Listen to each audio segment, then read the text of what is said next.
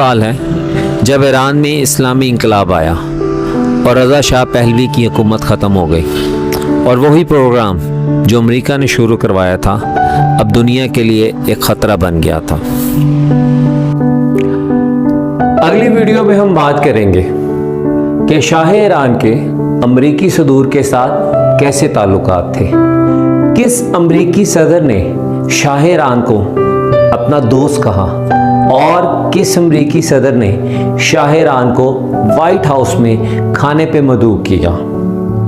اگر آپ اس سیریز کی تمام ویڈیوز دیکھنا چاہتے ہیں تو اس ویڈیو کو لائک کریں اور چینل کو سبسکرائب کریں تاکہ ہماری اگلی ویڈیو ایران امریکہ دوستی سے دشمنی تک کا سفر آپ کو فوراً مل سکے۔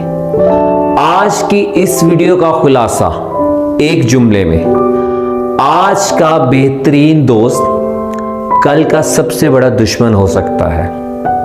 آپ کے اس ویڈیو کو دیکھنے کا بہت بہت شکریہ۔